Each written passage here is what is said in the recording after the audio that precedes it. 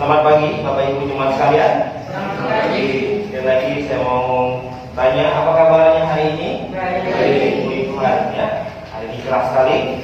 Tentunya setelah hati kita yang datang hari ini. Baik Bapak Ibu sekalian yang saya katakan Tuhan, hari ini kita sudah menyanyi lagu-lagu yang indah dan ada yang bersaksi, sungguh luar biasa. Dan tiba saatnya kita akan belajar firman Tuhan dan merenungkannya. Dan saya mengajak kita berdoa sebelum kita belajar firman Tuhan. Mari kita satu dalam doa. Segala puji dan hormat kami naikkan kehadirat-Mu ya Tuhan. Sungguh kami bersyukur di waktu-waktu di sela-sela kesibukan kami masih punya waktu dan kesempatan untuk belajar firman. Tolong kiranya hari ini Tuhan kami bisa memahaminya dengan baik, kami bisa mengerti firman-Mu dengan baik, sehingga kami mendapatkan berkat-berkat rohani yang bisa memberikan kekuatan, motivasi bagi kami semua guna menjalani kehidupan duniawi kami yang penuh dengan segala macam permasalahan-permasalahan. Tuhan tolong sertai kami anak-anak-Mu yang hadir hari ini, yang tidak bisa hadir karena satu dan lain hal, kami menyerahkan semuanya ke dalam tangan Tuhan. Terima kasih Tuhan Yesus, kami berdoa dalam nama Tuhan. Amin. Bapak Ibu sekalian yang saya kasihi dalam Tuhan, saya mau mengajak kita membuka Amsal 25. Amsal 25 ayat 26. Amsal 25 ayat 26. Amsal 25 ayat 26 kita baca sama-sama. Amsal 25 ayat yang ke-26 kita baca sama-sama. 1, 2, 3. Seperti mata air yang keruh dan sumber yang kotor, demikianlah orang benar yang wajar di hadapan orang fasik. Kemudian kita buka kembali di Keluaran pasal 34. Keluaran pasal 34 ayat yang ke-12. Keluaran pasal 34 ayat yang ke-12. Kita membaca sama-sama kembali. Keluaran pasal 34 ayat yang ke-12.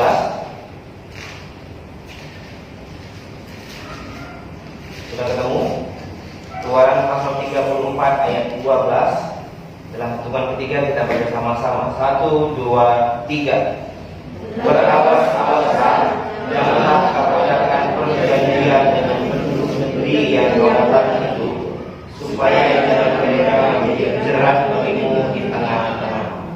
Bapak Ibu sekalian yang saya kasih Tuhan, tadi juga Pak Man sudah bacakan kita firman Tuhan yang sebenarnya tanpa perjanjian, berhubungan dengan apa yang ingin kita pelajari hari ini. Ya, tema renungan kita hari ini adalah kompromi. Kita sering kompromi, betul Bapak Ibu sekalian? Kita sering kompromi. Kalau kita punya teman suka makan ini, ya, untuk menghargainya, ketika kita datang ke rumahnya, kita pun ikut mencoba memakan makanan yang dia hidangkan. Walaupun sebenarnya secara pribadi mungkin kita tidak suka. Ini bagian salah satu dari kompromi kecil. Ya, kompromi. Tentu kompromi yang seperti ini nggak masalah. Ini mungkin bagian daripada toleransi.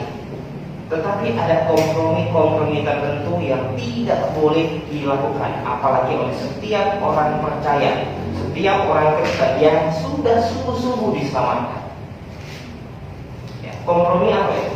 Kompromi doktrinal. Itu tidak boleh dilakukan. Kita buka dalam 2 Timotius pasal 4 ayat 10. 2 Timotius pasal 4 ayat yang ke-10. Kita baca sama-sama kembali. Ya, kita baca sama-sama 2 Timotius pasal 4 ayat 10. 1, 2, 3. Karena Demas telah mencintai dunia ini dan meninggalkan aku. Dia telah berangkat ke Tesalonika, Krekes ke Galatia, dan Titus ke Dalmatia. Oke. Di sini ditulis oleh Rasul Paulus Demas. Demas ini siapa? Demas ini sebenarnya adalah salah satu dari sekian banyak kawan sekerja Paulus, orang-orang yang senantiasa menyertai Paulus dalam pelayanannya. Sampai suatu masa di mana dia membuat sebuah keputusan untuk melakukan kompromi dalam hidupnya. Kompromi apa itu? Meninggalkan Paulus. Apa salah meninggalkan Paulus? Sebenarnya bukan meninggalkan Paulus, tapi meninggalkan apa yang sudah Paulus lakukan dan Demas lakukan selama ini, yaitu melayani, meninggalkan pelayanan dan lebih memilih dunia, mencintai dunia ketimbang mencintai pelayanan. Bapak sekalian yang saya kasih Tuhan, Demas menjadi contoh yang buruk bagi setiap orang yang sudah sungguh-sungguh percaya, apalagi orang-orang yang sudah sungguh-sungguh bertekad untuk melayani Tuhan dalam sebuah jemaat ini. Kita semua jangan sampai kita jadi Demas hari ini gara-gara kompromi. Kemudian kita lihat juga dalam Matius pasal 27. Matius pasal 27 ayat yang ke-25. Ini Bapak Ibu semua pasti sudah tahu cerita apa ini. Matius 27 ayat 25. Kita baca sama-sama. Matius 27 ayat yang ke-25. 1, 2, 3. Dan seluruh rakyat itu menjawab, biarlah darahnya berikhlas. Matius 27 ayat 25, betul? Ya, saya ulang sekali lagi. 1, 2, 3. Dan seluruh rakyat itu menjawab, biarlah darahnya atas kami dan atas anak kami. Ayat 6. Lalu ia membebaskan Barnabas bagi mereka, tetapi Yesus disesahnya lalu diserahkannya untuk disalibkan. Pilatus, ya. Pilatus, sebenarnya Pilatus sadar sekali. Dia sadar karena dia bukan orang bodoh, dia orang cukup cerdas. Itu sebabnya mengapa dia diangkat menjadi seorang pemimpin gitu. Dan dia tahu persis mana yang berbuat yang dipenjara karena berbuat salah dan mana yang dipenjara karena dipaksakan.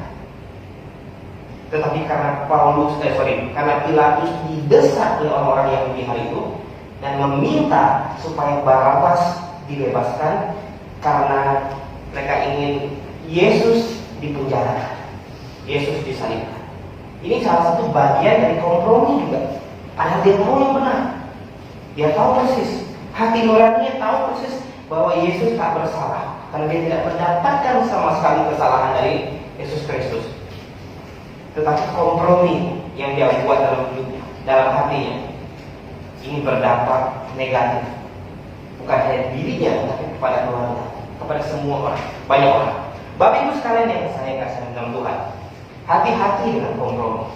Kita yang kompromi bisa jadi teman, saudara, suami, istri, anak, keluarga, atau orang-orang yang kita kasihi mendapatkan efek buruk dari kompromi. Apalagi kalau kita berbicara mengenai kompromi masalah doktrinal, masalah iman. Ini nggak boleh.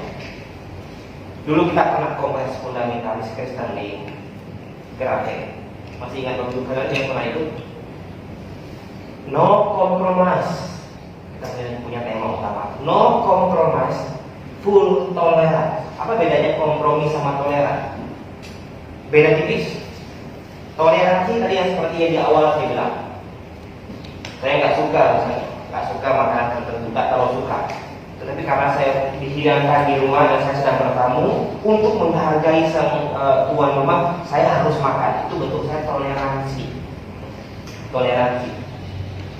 Ya, saya nggak bisa memaksakan, nggak boleh. Apalagi saya larang tuan rumah untuk tidak makan, karena saya tidak makan juga, nggak bisa. Itu toleransi. Tetapi no compromise. Terhadap apa kita tidak boleh kompromi? Terutama terhadap iman, terhadap pengajaran, terhadap hal-hal yang bersifat doktrinal. Bapak Ibu sekalian yang saya kasih Tuhan, banyak orang kompromi karena tidak berani memutuskan sesuatu. Ya. Banyak orang tahu sebenarnya mana yang benar, mana yang salah, tetapi ketidakberanian untuk memutuskan sesuatu itu membuat dia harus kompromi.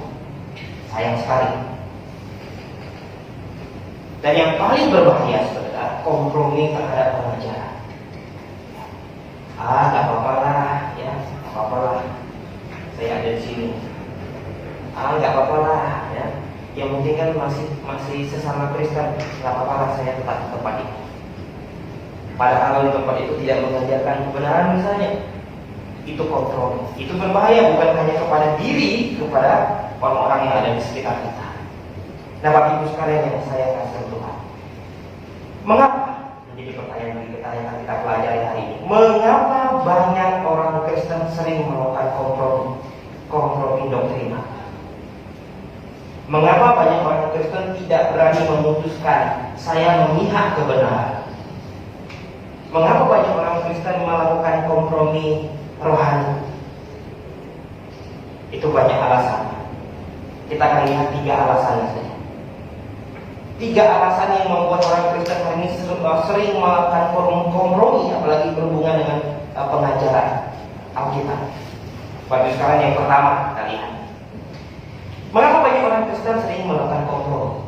1, karena banyak orang Kristen belum diselamatkan. Itu pertama. Ini kunci utama. Keselamatan.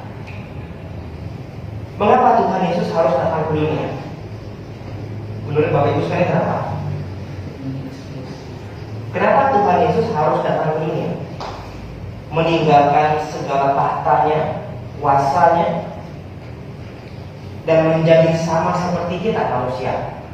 Mengapa? Karena dosa manusia, dan Dia ingin kita semua diselamatkan. Karena Allah tahu bahwa ketika manusia sudah jatuh dalam dosa, maka manusia tidak mungkin mampu menyelamatkan dirinya. Tidak ada satu orang pun manusia, sekaya apapun dia, seberapa tingginya martabatnya, dari keluarga manapun dia, tidak ada satu orang pun yang mampu menyelesaikan masalah dosanya.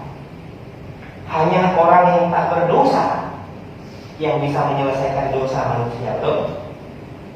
Ada orang berhutang, tiba-tiba datang si orang yang lain dengan soknya, dengan sombongnya ingin melunasi hutang yang orang yang satunya, padahal dia sendiri punya hutang. Kira-kira bisa nggak? Ya mustahil. Dia juga punya hutang kok. Hutang mau lunasi hutang orang. Itu satu yang tidak masuk akal, tidak make sense betul. Harusnya orang yang tak punya hutang yang mampu melunasi orang yang punya hutang. Itu kan deskripsi sederhananya. Nah, untuk menyelesaikan dosa manusia ini perlu orang yang tak berdosa. Oleh sebab itulah Allah menjelma menjadi manusia. Menjelma menjadi manusia. Coba kita buka di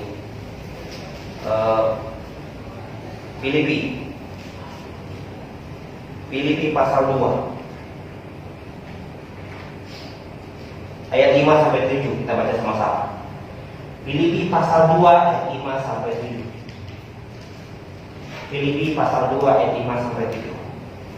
Kita baca dalam hitungan yang ketiga. 1, 2, 3. Hendaklah kamu dalam hidupmu bersama menaruh pikiran dan perasaan yang terdapat juga dalam Kristus Yesus, yang walaupun dalam rupa Allah tidak menganggap kesetaraan dengan Allah itu sebagai milik yang harus dipertahankan, melainkan telah mengosongkan dirinya sendiri dan mengambil rupa seorang hamba dan menjadi sama dengan manusia. Ayat 8.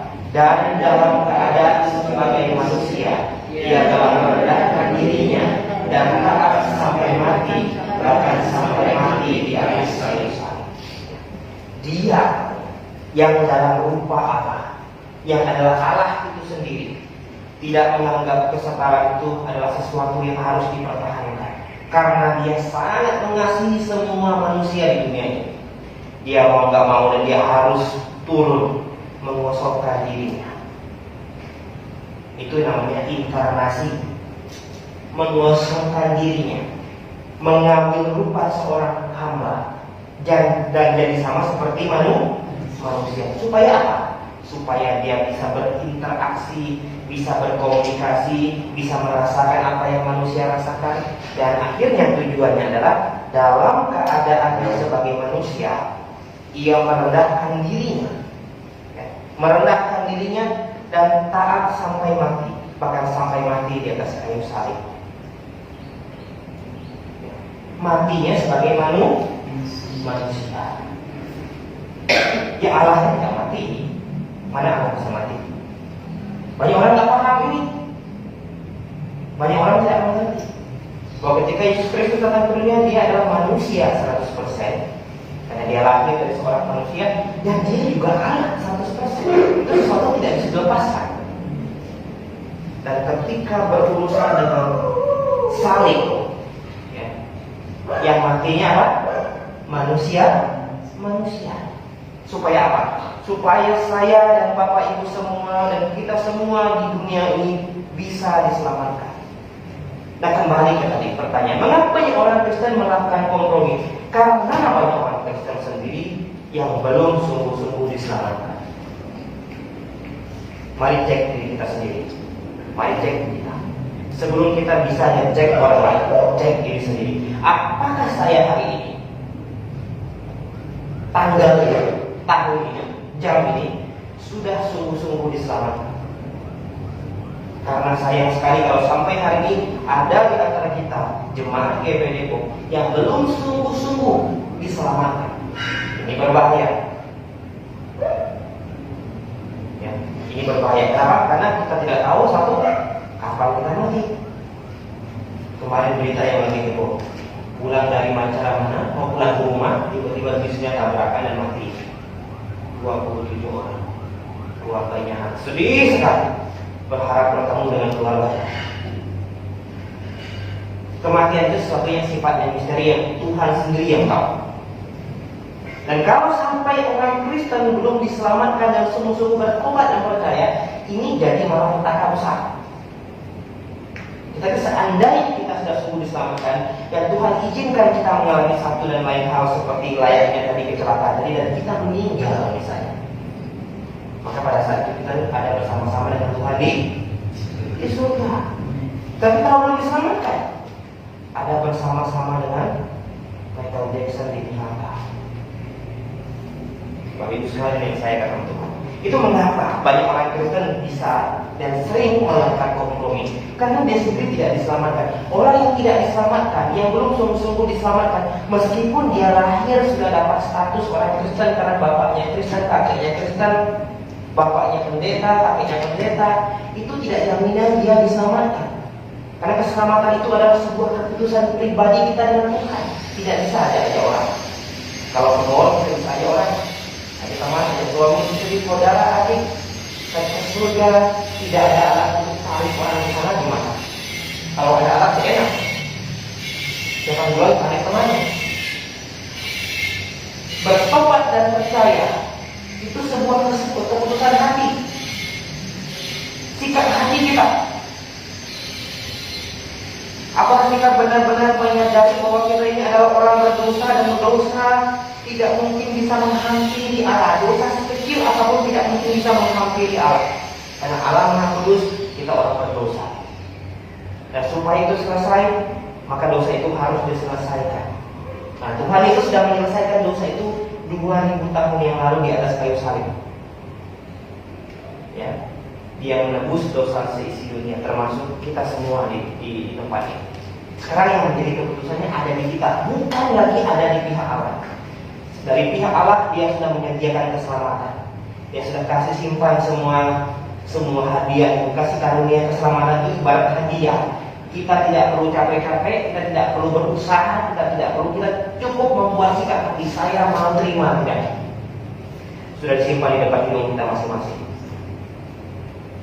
Nah, kembali sikap hati. Apakah saya mau merespon menerima Tuhan itu sebagai juru selamat pribadi saya dan bertobat, mengaku diri orang berdosa dan berjanji untuk tidak mengulangi kesalahan itu, dan percaya Yesus Kristus sudah menebus semua dosa saya. Dosa yang pernah kita buat, yang sekarang kita buat, dan yang belum kita buat sudah Tuhan selesaikan dari kayu salib. Yesus mati bagi semua dosaku, aku hidup baginya hari ini. Jadi hidup saya dan hidup kita semua adalah hidup milik Tuhan. Itu mengapa kita hari ini dengan suka hati, dengan sukacita datang ke gereja. Kenapa? Karena inilah yang Tuhan suka. Ini hidupnya Tuhan. Jadi kalau ada gereja kita yang datang ke gereja ogah-ogahan, berarti belum mengaminkan bahwa Yesus mati bagi saya dan saya hidup bagi Yesus. Itu yang membuat banyak orang Kristen masih kompromi hari ini, tidak berani memutuskan saya ikut kebenaran. Saya mau bertobat dan percaya. Karena belum diselamatkan. Yang belum diselamatkan, yang masih ragu-ragu. Kalau saya mati hari ini, saya pergi kemana? Bapak Ibu sekalian pernah bertanya demikian. Kalau Tuhan izinkan hari ini saya dipanggil oleh Tuhan, saya kemana ya?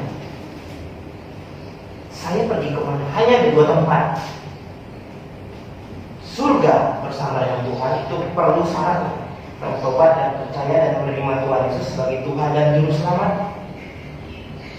Tempat yang kedua, tidak perlu bertobat. Itu kan senang-senang hidupnya, tidak perlu pusing-pusing mikirin masalah lagi, mati masuk neraka. Bapak Ibu sekalian, kita tahu cerita orang kaya dan Lazarus, betapa sakitnya orang kaya di tempat tersebut. Tapi ada sebuah jarak yang tak bisa diseberangi. Ketahuilah itu belum neraka yang kekal. Itu masih tempat penampungan sementara. Mereka yang ada di tempat itu, sekaligus tempatnya nanti di Wahyu 20 itu akan dilemparkan, dicampakkan ke dalam lautan api. Itulah kematian kedua. Bapak Ibu sekalian yang saya kasih Tuhan, orang yang sudah diselamatkan, perhatikan, orang yang sudah diselamatkan, lahir 2 kali, mati 1 kali. Lahir pertama, lahir sebelumnya.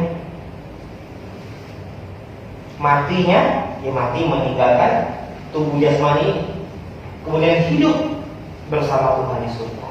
Mati 1 kali, hidup 2 kali. Nah, ini orang yang sudah diselamatkan.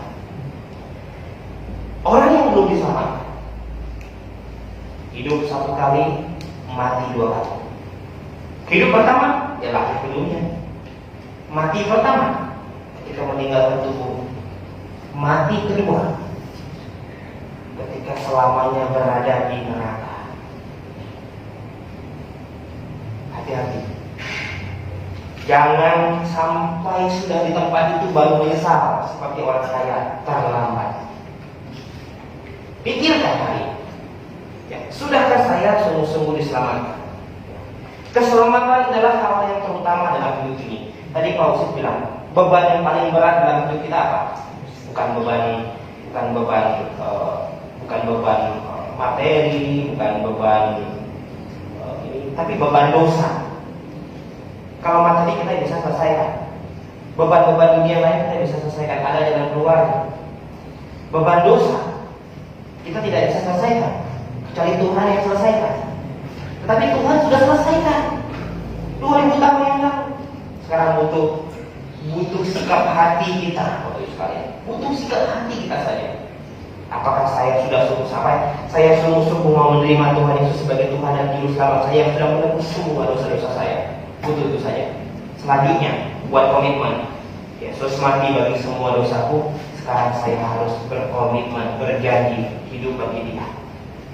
Hidup bagi Dia, bergabung dalam sebuah jemaat Alkitabiah, melayani Tuhan dengan serius, dengan fokus di situ, dan sambil menunggu apa? Kedatangan Tuhan.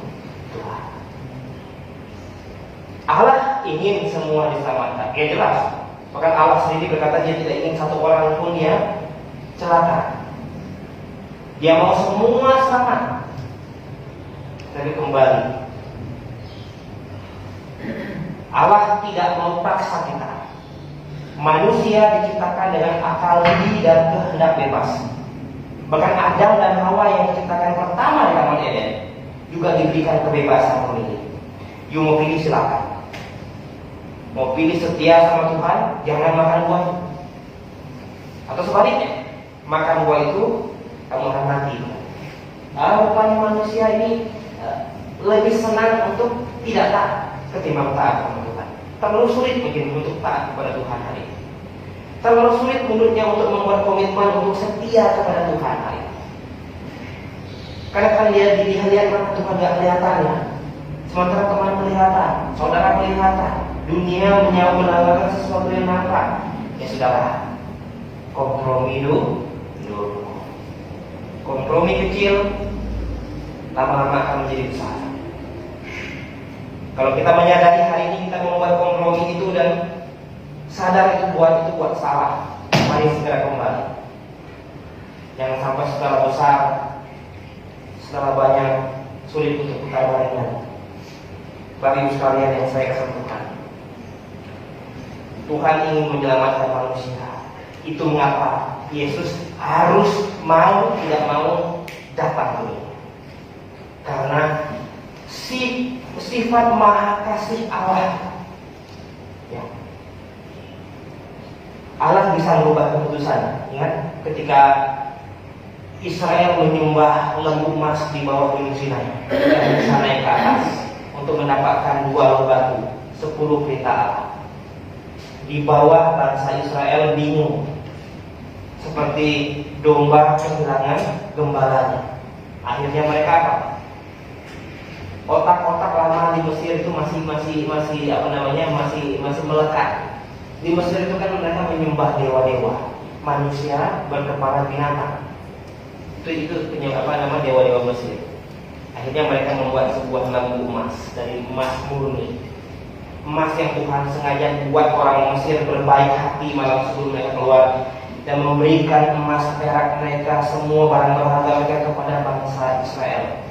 Emas itu bukan tidak ada gunanya, ada fungsinya nanti untuk menjadi bahan dasar untuk membuat bait Allah. Yang katanya bait Allah adalah rumah paling mewah yang disalut dengan emas luar dan dalam. Itu gunanya emas yang dari bangsa Mesir. Tetapi oleh Harun dan oleh orang Israel lain dijadikan, diboroskan, membuat sebuah patung yang tak berguna. Dan Tuhan marah sekali dan Tuhan mematikan mereka. Tuhan bilang, Musa, saya mematikan mereka dan saya akan bangkitkan keturunan baru dari kamu. Musa bilang apa? Jangan Tuhan, jangan. Nanti apa kata bangsa-bangsa lain? Tuh lihat Allahnya orang Israel, bawa mereka keluar dari Mesir dan matikan mereka di padang gurun. Tuhan merubah keputusan. Bukan karena Tuhan pelin-pelan, bukan. Tuhan merubah karena Tuhan sayang sama manusia. Coba kalau enggak, saya matikan. Habislah kawan saya hari ini. Jadi bagi sekalian, Tuhan bisa merubah keputusan. Sangat tergantung dengan kondisi manusia. Tetapi Tuhan tidak bisa merubah atau menentang sifatnya. Maha kasih. Dia tahu persis bahwa manusia ini dasarnya memang suka memberontak. Dia tahu persis. Dan karena sifat maha kasihnya itu yang membuat dia harus menyelamatkan manusia yang dia ciptakan. Tuhan sayang sama semua manusia di dunia ini. Betul. Tuhan sayang sama semua orang. Bahkan mereka yang belum mengenal Tuhan pun dia sayang. Tapi karena sifat maha adilnya juga yang ada dalam dirinya, yang membuat dia harus membuat keputusan menghukum mereka yang tidak mau percaya kepadanya dan menyelamatkan mereka yang percaya kepadanya. Sifat Allah yang Allah sendiri tidak bisa lawan. Jadi kenapa orang Kristen sering melakukan kompromi doktrinal hari ini? Sering melakukan kompromi rohani. Itu karena orang tersebut belum sungguh-sungguh diselamatkan. Keselamatan bukan karena kamu Kristen, kamu sudah pasti selamat. Itu salah. Kristen tidak sama dengan selamat. Tapi di kekristenan diajarkan jalan keselamatan. Bukan berarti ada di dalam jemaat GBD Depok dan sudah bergabung di sini Anda sudah yakin sudah pasti selamat. Bukan. Saya tidak pernah ajarkan itu. Tetapi di tempat di GBD Depok kita ajarkan jalan keselamatan. Kembali kepada pribadi masing-masing. Buat keputusan yang terbaik. Jangan buat sampai. Langkah pertama menentukan langkah kedua, langkah ketiga, dan langkah selanjutnya. Kalau langkah pertama kita sudah salah, langkah kedua benar tak? Hah? Kalau langkah pertama salah, langkah kedua gimana? Ya pasti salah, mana mungkin benar. Nah, supaya langkah berikutnya sebenar, pastikan langkah kita yang pertama itu mesti benar. Bapak Ibu sekalian, saya sampaikan renungan. Sudahkah saya sungguh-sungguh diselamatkan? Bapak Ibu saudara-saudari yang menyaksikan live streaming di rumah, pastikan sudahkah Anda sungguh-sungguh diselamatkan?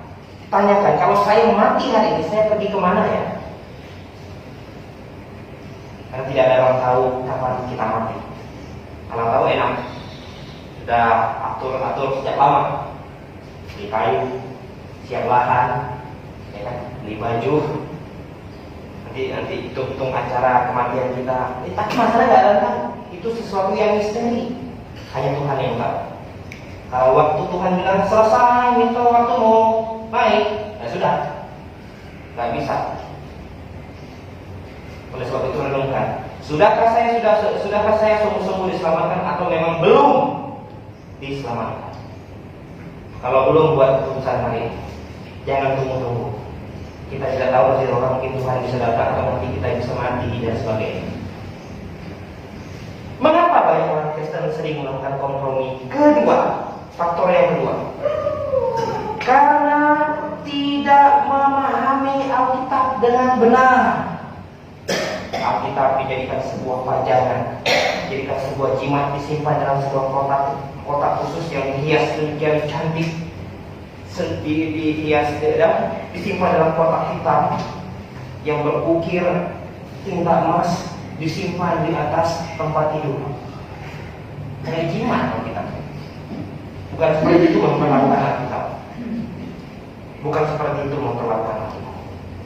Alkitab ini perlu dibaca, diulang-ulang dan dipelajari, ditanya kalau nggak ngerti, supaya berguna, berfungsi, bukan disimpannya dengan jimat.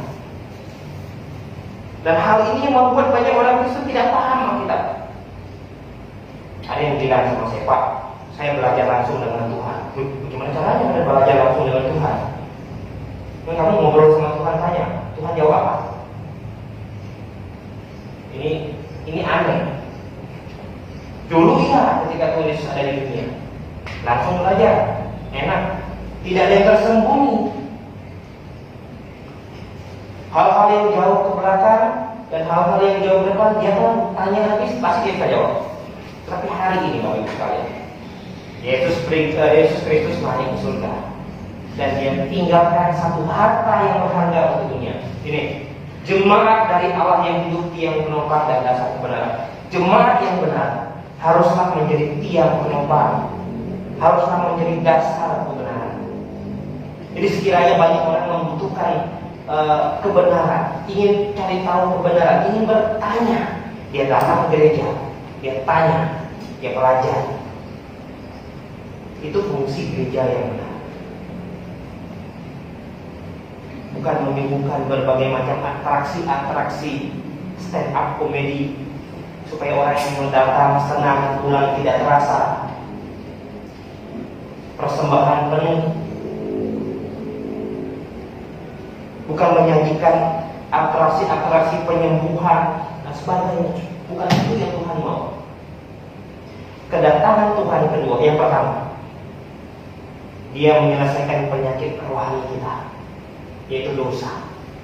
Oleh sebab itu setelah dia naik surga, rasul-rasul masih bisa sakit, kita juga masih bisa sakit, semua orang masih bisa sakit.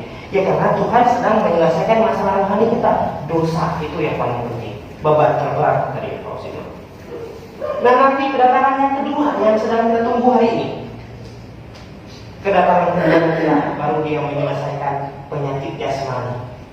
Ketika kita di surga bersama dengan Tuhan, maka tidak ada lagi flu Bapak Ibu sekalian, tenang saja. Maka tidak ada lagi yang namanya encok pergeliming, maka tidak ada lagi namanya diabetes mellitus, tidak ada lagi namanya corona, dan apapun namanya. Nanti di surga baru penyakit jasmani kita selesai. Orang Kristen hari ini salah memahami. Dia maunya penyakit rohani selesai, penyakit jasmani selesai. Nanti ada karena berbagai macam atraksi, berbagai macam acara penyembuhan, pelepasan, apalagi pengikatan, semua yang diinginkan. Ini salah. Ini kompromi pengajaran. Kompromi itu mengurangi informasi firman Tuhan, juga menambahi informasi firman Tuhan. Alkitab bilang jangan dikurangi, jangan ditambah. Bapak Ibu sekalian yang saya katakan Tuhan. Coba kita buka dalam Efesus pasal 3 ayat 18. Efesus pasal 3 ayat 18. Efesus 3 ayat 18. Kita baca dalam hitungan yang ketiga. 1, 2, 3. 1, 2, Efesus 3 ya, ayat yang ke-8, 18. 1, 2, 3. Aku berdoa supaya kamu bersama-sama dengan segala orang kudus dapat memahami betapa beratnya dan tingginya dan dalamnya kasih Kristus. Oke, aku berdoa supaya kamu bersama-sama dengan segala orang kudus dapat memahami betapa lebarnya dan panjangnya dan tingginya dan dalamnya kasih Kristus. Ya. Ini dibutuhkan usaha untuk mempelajari firman Tuhan biar tahu. Gak bisa tiba-tiba jadi Kristen tahu sendiri. Atau dengar bisik-bisik dari apa, tiba-tiba pintar. Gak ada orang seperti itu. Semua lewat sebuah proses pembelajaran. Semua lewat sebuah proses pembelajaran. Dan pembelajaran itu harus benar, jangan salah. Kalau pembelajarannya salah, maka outputnya juga salah, hasilnya juga pasti salah. Oleh sebab itu Bapak Ibu sekalian, ya, pentingnya memilih guru yang benar dan pentingnya memilih sekolah yang benar. Karena efeknya apa? Efeknya itu nanti outputnya. Oh, saya bersyukur guru saya bagus. Dan Tuhan juga kasih saya akal budi untuk menyelaraskan apa yang guru saya ajarkan. Saya coba lihat yang kita sesuai enggak. Kalau sesuai saya ambil. Itu yang kami tidak bilang, ujilah segala sesuatu, pegang yang baik. Pegang yang baik. Guru yang benar akan mengajarkan sesuatu yang benar. Tetapi guru yang jalan, yang salah, yang buruk, pasti juga akan menghasilkan output yang buruk. Bapak Ibu sekalian yang saya kasih Tuhan, memahami Alkitab ini tidak bisa langsung instan. Ini perlu belajar dan tidak berhenti-hentinya belajar. Karena ini berbeda dengan novel, ini berbeda dengan komik. Ini sesuatu yang bukan hanya sekedar baca, tapi harus direnungkan. Bahkan kita sudah renung apa maksudnya masih belum juga paham. Oleh sebab itu dibutuhkan sebuah yang namanya proses belajar mengajar. Inilah fungsi jemaat yang benar, mengajar dan ada yang belajar.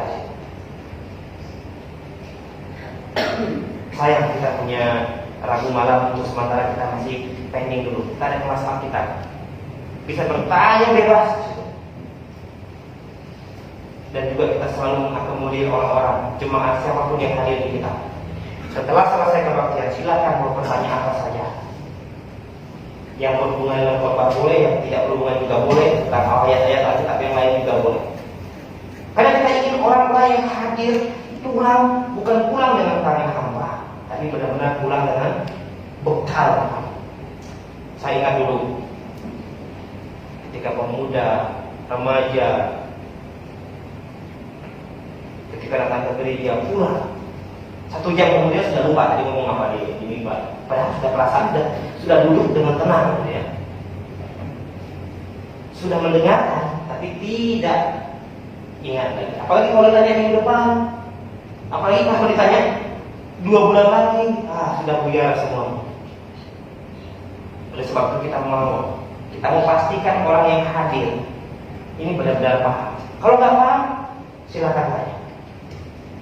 Harusnya semua gereja buat model seperti ini, sehingga siapapun yang datang benar-benar dapat bekal rohani. Oh, dan yang di atas mimbar juga harus benar-benar mempersiapkan diri. Kalau enggak, itu kelabakan ditanya. Bapak Ibu sekalian yang saya kasih Tuhan, banyak yang tidak memahami Alkitab dengan benar, sehingga membuat keputusan pun jadi salah. Bahkan sebenarnya hati nuraninya tahu ini yang benar, tetapi karena tarikan-tarikan dari sebelah kuat, akhirnya belok. Banyak yang bilang, Pak, pengajaran di GBA memang dia, tapi Pak, terlalu keras. Apa yang terlalu keras? Pengajaran yang bagus dong. Kamu lihat Tuhan Yesus di kalau ngajar. Kalau dia bilang bodoh ya bodoh. Kalau dia bilang salah ya salah. Masa dia bilang benar? Betul nggak? Kita bilang nyatakanlah apa yang salah, tegurlah dan tak. Apa salahnya kalau saya bilang kamu salah? Tapi tentu harus ada dasarnya. Tapi Pak, kalau kita kasih tahu orang yang salah, kita juga harus kasih tahu orang yang benar, yang seperti apa. Jangan cuma bisa bilang salah. Bentar lagi, awal bulan depan, mayoritas orang Kristen di Indonesia, mungkin dunia, akan merayakan yang namanya Paskah. Dulu saya merayakan Paskah, tapi setelah saya mengerti kebenaran, saya tidak lagi merayakan Paskah. Banyak orang tanya, Pak, kenapa begitu? Satu, saya bukan orang Yahudi. Ini jawaban sederhana yang pertama. Sebab Paskah itu adalah kalender orang Yahudi. Paskah itu momen orang Yahudi keluar dari tanah Mesir, dan Tuhan bilang sama mereka, jadikan ini bulan pertama dari tiap-tiap tahunmu. Itulah bulan Abib atau bulan Nisan, bulan di mana mereka keluar dari tanah Mesir. Itu kalender Yahudi. Saya orang Indonesia, saya pakai kalender Masehi. Karena saya pun tidak pernah, nenek moyang saya tidak pernah keluar dari Mesir. Bapak Ibu sekalian yang saya kasih sama Tuhan, masih banyak lagi hal-hal yang lain. Orang yang sudah sungguh-sungguh diselamatkan, mengerti kebenaran, maka tidak ada lagi yang namanya hari raya. Ada lagi yang tanya, tak kok bisa begitu? Alkitab yang bilang, Kolose 2 ayat 16 dan 17. Jangan ada orang yang menghakimi kamu mengenai satu makanan, minuman, hari raya, bulan baru, dan hari Sabat. Ayat 17, sebab ini semua hanyalah bayangan dari apa yang harus datang, sedang wujudnya adalah Kristus. Berarti kalau hari ini orang Kristen merayakan hari raya tertentu, memelihara Sabat, sama dengan tidak mau dan menolak kedatangan Kristus. Sebentar dia sudah datang. Dan inilah yang dilakukan oleh orang-orang Yahudi sampai hari ini. Karena tidak menerima Yesus dan tidak percaya dia Mesias, dan tetap menunggu Mesias yang menurut versinya mereka lahir dari keluarga raja. Sayang sekali, nanti mereka akan menyesal. Oleh sebab itu hari ini kita tidak ada hari raya, sebab semua hari sama. Hari raya, nanti ada hari yang dibesar, merayakan. Berarti adalah suatu proses membesarkan, menspesialkan hari tersebut dan sebagainya. Maka tidak ada bulan-bulan baru hari ini, semua bulan sama. Semua makanan boleh dimakan. Bahkan ini pun boleh dimakan meja. Apa mimbar ini? Boleh makan. Tapi untung Paulus bilang, yang berguna saja gitu, yang nggak berguna jangan. Siapa? Siap? Berarti makan yang bisa dimakan, yang berguna untuk kesehatan. Yang tak berguna aja jangan. Wujudnya. Sekarang kita menyembah Allah, menyembah Kristus karena dia adalah wujudnya. Bayangannya, ya tidak usah lagi. Itu apa bayangannya? Ketika mobil sudah datang, brosurnya tidak diperlukan lagi. Brosur itu diperlukan untuk menjaga, membuat kita tahu bahwa mobilnya nanti seperti di brosur. Sebenarnya sederhana kalau memang mencintai kebenaran dan mau belajar. Banyak orang Kristen tidak memahami Alkitab karena tidak belajar dan tidak diajar. Yang penting hari Minggu gereja udah beres lah, habis itu berbuat baik, masuk surga. Dia pikir dengan kekuatan berbuat baiknya dia bisa masuk surga. Kita bilang apa? Keselamatan itu kasih karunia, bukan lewat perbuatan baik. Tapi sayangnya banyak hari ini gereja mengajarkan, ayo berbuat baik banyak-banyak ya, beri Tuhan yang banyak, yang rajin supaya masuk surga. Berarti percaya melayani di gereja masuk surga. Kompromi kebenaran, mengurangi informasi,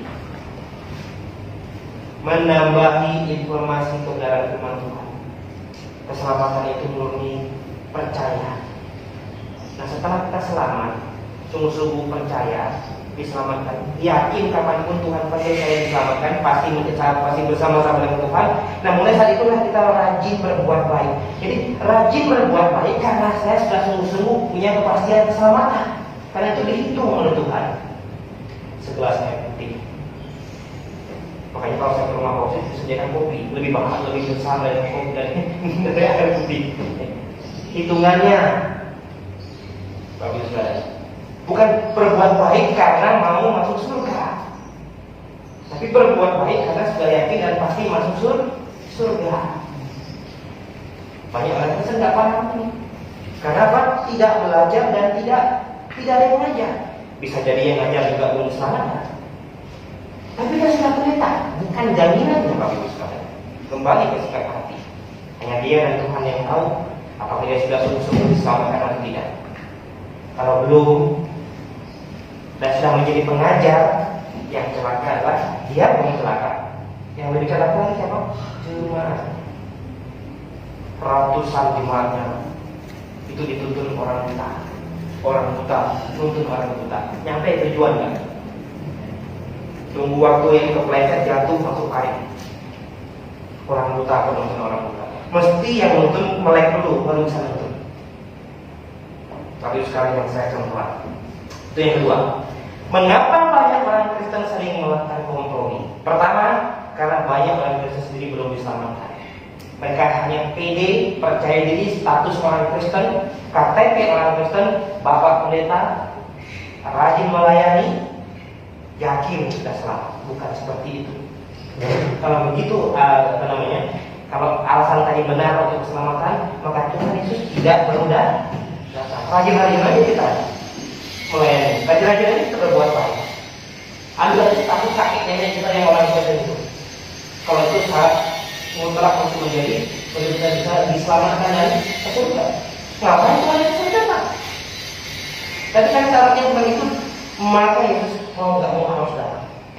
Dan syaratnya adalah bertobat dan percaya. Yang kedua, mengapa banyak orang Kristen sering kompromi? Karena tidak memahami Alkitab. Alkitab ini standar operasional hidup orang Kristen. Semua harus berdasarkan ini, tidak boleh keluar dari ini. Yang mulai menyimpang dari ini kompromi dalam banyak hal. Mungkin sekarang kita tidak menyadari, tapi kita akan menyadarinya setelah kita mulai merasakan sesuatu yang berbeda, salah dan sebagainya. Dan yang terakhir, yang ketiga, mengapa orang Kristen sering melakukan kompromi? Bisa jadi karena orang Kristen itu sendiri tidak benar-benar mencintai kebenaran. Banyak orang datang ke gereja dengan berbagai macam motivasi, Bapak Ibu sekalian. Karena gereja sendiri mengajarkan hal-hal yang membuat orang motivasi beda-beda. Ada gereja-gereja yang kuat, yang banyak duit, bikin kelas di akhir kebaktian. Gimana ada orang datang ke situ? Kenapa? Pengen dapat avansa terbaru. Sehingga motivasi orang datang untuk apa? Belajar atau dapat door prize.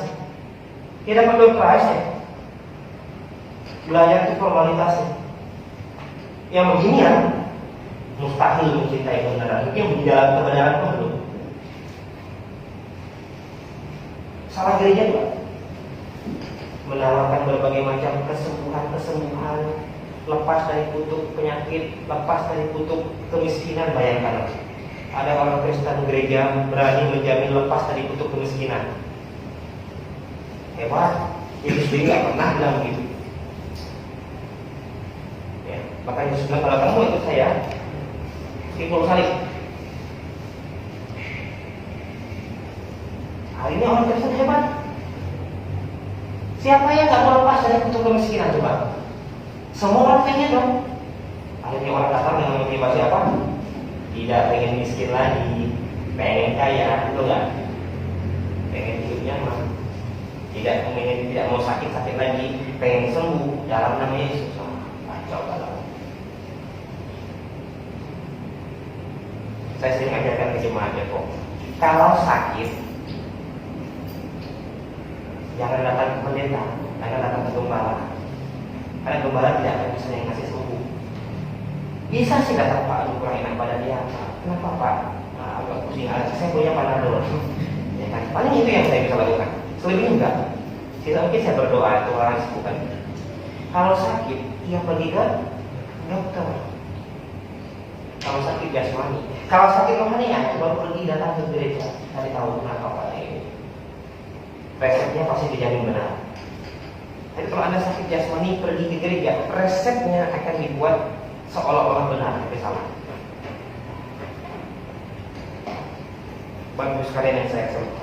Coba kita buka dalam Mazmur. Mazmur pasal 119, Mazmur terpanjang. 119 ayat 127. Mazmur 119 ayat 127.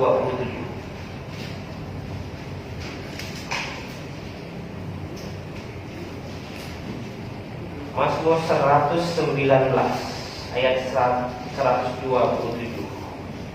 Kita lihat apa kata penulis Mazmur. Kita baca sama-sama dalam hitungan ketiga. Mazmur 119 ayat 127.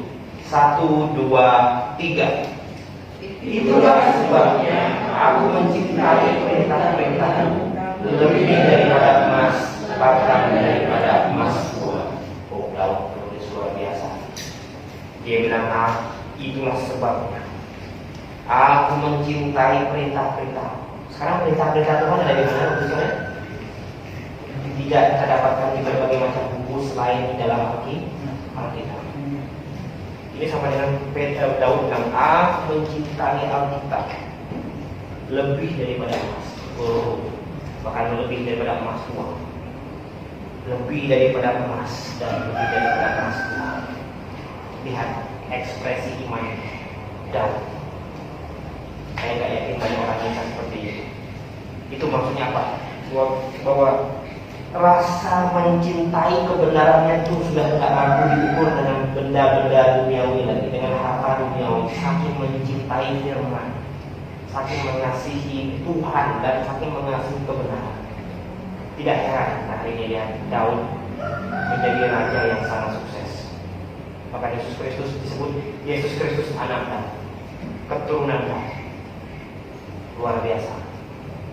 Raja yang besar, raja yang dalam hatinya berkata bahwa saya ini tidur nyenyak enak di sebuah istana yang begitu megah, sementara Tuhan ada di kemah.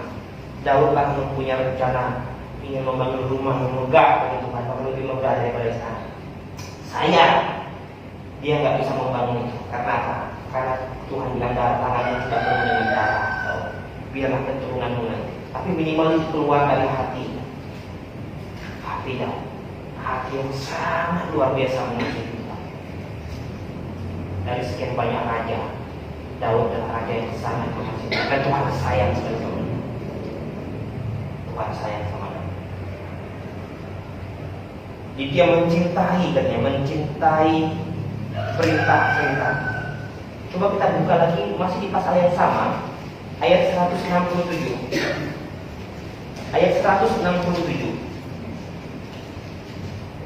1, 2, 3. Aku berpegang pada peringatan-peringatanmu dan aku mau mencintaimu. Ya. Aku berpegang pada perintah-perintahmu dan aku amat mencintainya. Wow. Luar biasa Daud. Dia sangat mencintai firman Tuhan, peringatan Tuhan, perintah Tuhan. Hal ini semua tertuang di dalam Alkitab. Karena ini mengasihi Tuhan sama dengan mengasihi firman. Hari ini banyak orang Kristen salah paham dalam mengasihi Tuhan. Oh, saya mengasihi Tuhan, haleluya. Bikin stiker I love Jesus itu bukan mengasihi Tuhan, itu mau pamer. Bikin spanduk, bikin berbagai macam tulisan I love Jesus, haleluya. Itu bukan mengasihi Tuhan. Tuhan bilang, kalau kamu mengasihi aku, kamu akan menuruti semua perintah. Dan kalau kamu tidak menuruti perintahku, berarti kamu tidak mengasihi aku. So, sangat sederhana, sangat simpel sekali, saudara. Sangat sederhana. Jadi, mengapa banyak orang Kristen sering melakukan kompromi? Karena tidak mencintai Alkitab, tidak mencintai kebenaran yang ada di dalam, tidak tunduk, tidak patuh. Kalau Alkitab bilang B, dia maunya A. Kalau Alkitab bilang A, dia maunya B. Dengan alasan, saya mau mengasihi Tuhan. Tapi Tuhan bilang, sudah pakai cara saya. Enggak, pakai cara saya saja. Itu mirip kali. Tuhan mau persembahan domba itu, korban itu harus binatang, harus domba. Dia pakai sayuran. Jadi dia mau mengasihi Tuhan, melayani Tuhan, tapi pakai otaknya, caranya sendiri. Salah. Harus pakai apa yang sudah Tuhan atur di dalamnya. Tidak boleh lewat, tidak boleh menyimpang dari itu. Kalau hari ini Tuhan bilang orang Kristen tidak ada hari raya lagi, beranikah kau membuat keputusan itu? Meskipun harus menabrak banyak sekali orang di depan, mungkin termasuk orang tuamu, termasuk suamimu, termasuk istrimu, termasuk orang-orang yang kamu kasihi. Beranikah? Disitulah harga kebenaran itu sangat mahal. Dan saking mahalnya harga kebenaran itu, rasul-rasul harus menukarnya dengan nyawa mereka. Kalau hanya sekedar dimarah, dimaki sama keluarga, itu masih biasa. Mereka, rasul-rasul, menukar kebenaran itu dengan nyawa. Yohanes, rasul terakhir, memang tidak mati pada saat dia eksekusi, dia mati tua. Tapi sebenarnya dia mati dengan penuh kesengsaraan. Sebelumnya dia harus direbus dulu dalam sebuah minyak panas, sebuah kuali yang besar. Oh, ibu-ibu tahu persis bagaimana rasanya kena minyak. Ya, ini nyemplung di dalam minyak. Itu pasti rambut habis, bulu mata habis, bulu hidung habis, semua yang baru jadi bulu pasti sudah habis. Plus kulit mungkin sudah makan gosong. Setelah itu dia tidak mati. Dikeluarkan dengan mungkin saya nggak bisa bayangkan, mungkin dengan kulit sekujur tubuh yang sudah tercabik sana tercabik sini, melepuh sana melepuh sini, sudah seperti udang goreng. Setelah itu belum mati dan dilemparkan, diasingkan di sebuah pulau tersendiri. Hanya dia sendiri, Pulau Patmos. Wow, sekarang lagi musim nyamuk. Kalau sore-sore di masih berkeliaran di halaman, itu nyamuk-nyamuk besar suntik. Bayangkan saja dengan tubuh yang begitu tersiksanya, itu mungkin dia digigit serangga, digigit apa, ketusuk duri, ketusuk ini, sakitnya luar biasa. Belum lagi harus menahan perihnya tiap malam. Oh, kita kalau kena melepuh itu rasanya meriang-meriang di mana? Ini sekujur tubuh. Tapi luar biasa, menukar kebenaran, Bapak Ibu sekalian, itu dengan nyawa. Kalau kita belum ada seberapa, hanya dibutuhkan, berani nggak bilang saya mau ikut kebenaran. Satu-satunya alasan orang pindah gereja yang benar adalah karena kebenaran, bukan karena pasangan hidup, bukan karena bisnis, bukan karena ada arisan, bukan karena ada keluarga, bukan karena hal-hal duniawi, tapi karena kebenaran. Itu baru benar. Mari kita satu dalam doa. Bapa kami di surga, sungguh Tuhan kami hari ini mengucap syukur. Kami diajar, ditegur, bahkan diingatkan kembali. Jangan sampai kami melakukan kompromi-kompromi dalam hidup ini. Apalagi kami adalah orang-orang yang sudah sungguh-sungguh bertobat, sungguh-sungguh diselamatkan. Tuhan kiranya memberikan kami kekuatan agar senantiasa kami bisa hidup menyenangkan Tuhan. Tuhan tolong kami semua, terutama untuk kebenaran firman Tuhan.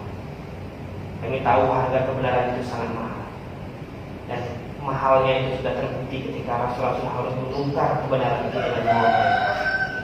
Oh Tuhan, kami bersyukur hari ini kebenaran itu ada di tangan kami dan bisa kami pelajari.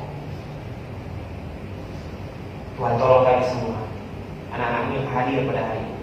Tuhan yang pimpin, Tuhan yang sertai. Terpujilah nama Tuhan, kami menyerahkan seluruh hidup kami ke dalam tangan dan pimpinan Tuhan. Dalam nama Tuhan Yesus Kristus, kami berdoa dan mengucap syukur. Amin. Baik, Bapak Ibu sekalian, kita sudah belajar firman Tuhan. Kita lihat ada orang kompromi doktrinal dan kita lihat itu salah. Berani nggak kita bilang salah? Berani. Tapi pastikan dulu kita sudah tahu yang benar yang seperti apa. Kalau kita berani bilang ini uang palsu Pak, tentu kita harus sudah pernah melihat uang asli. Tapi kalau kita belum melihat uang asli, jangan berani-berani bilang itu uang palsu. Ya, pastikan bahwa saya sudah sungguh-sungguh diselamatkan, saya sudah sungguh-sungguh belajar dan mau belajar firman Tuhan dan tahu ini salah dan saya harus bilang. Ya, baik. Untuk merespon firman Tuhan yang sudah kita baca, kita belajar, kita mau bernyanyi. Saya undang Bapak Ibu bangkit berdiri. Mari kita bernyanyi satu pujian 135.